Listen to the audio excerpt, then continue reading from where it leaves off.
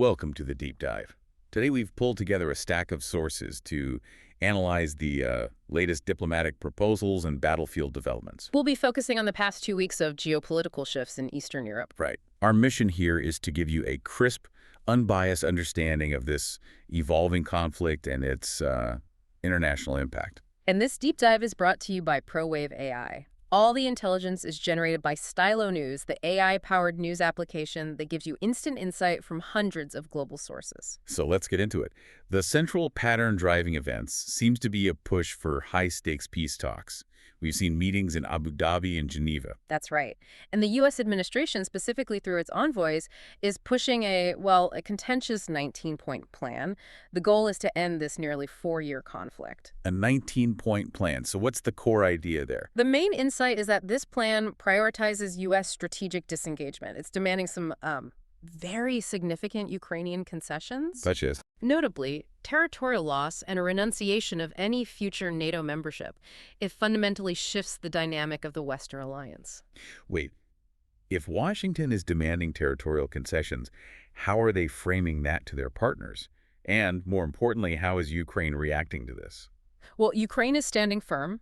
President Zelensky has publicly and legally rejected any territorial concessions. So no deal on that front. No. He's emphasizing that ceding land violates their moral and legal commitment to sovereignty. They want firm security guarantees, not peace at any cost. And what about Moscow? What's their position?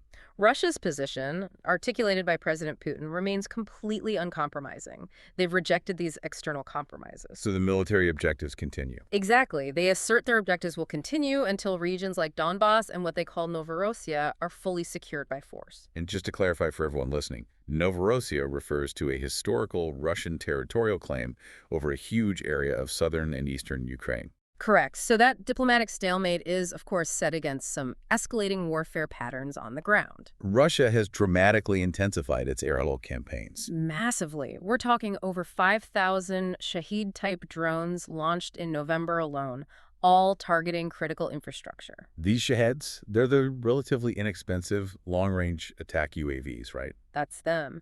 And they've hit energy sites across the country. We've seen major combined strikes on crucial infrastructure in Kremenchuk and Poltava. But Ukraine's defenses are adapting. They are. We're seeing successful deployment of their indigenous Sting interceptor drones, which have been effective. And crucially, Ukraine isn't just defending, they're also hitting back at Russia's war financing infrastructure. Yes, naval drone attacks temporarily halted operations at the Novorossiysk oil terminal. And sources confirm targeted strikes on the Druzhba oil pipeline. The Druzhba pipeline, which means friendship. That's one of the world's largest, isn't it? A huge revenue source for Russia. It is. So targeting it puts direct financial pressure on the Kremlin. But, sustaining these countermeasures is incredibly costly. Which brings us to funding. Right. Ukraine is urgently requesting 1 billion euros in military funding from European partners just to sustain their defense. And that urgent request, it's really a litmus test for the strategic friction we're seeing across the globe. There's a real erosion of Euro-Atlantic cohesion. Absolutely. The new U.S. national security strategy, it signals a pivot away from NATO expansion. That challenges the whole post-war idea of mutual defense. And we're seeing practical examples of that, right? We are. Think of the trust breakdown when the U.S. suspended communication on military aid to Ukraine without even notifying Germany. That one anecdote says a lot.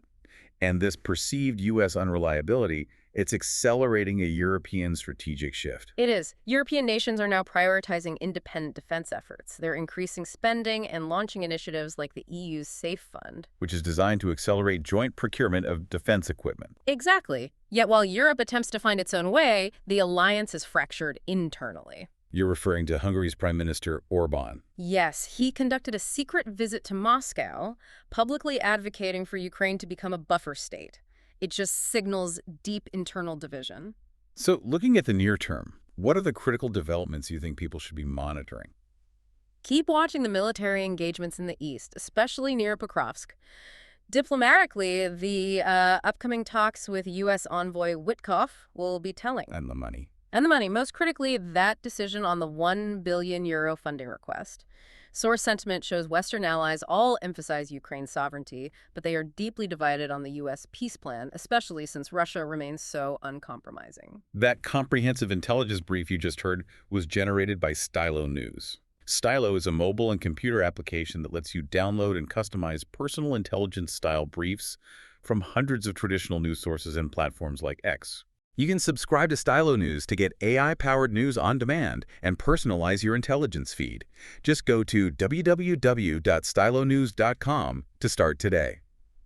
Thank you so much for joining us for this deep dive. We appreciate you letting us guide you through your source material. Please feel free to request topics for future deep dives, and be sure to follow Stylo News on your favorite social media. We'll catch you next time.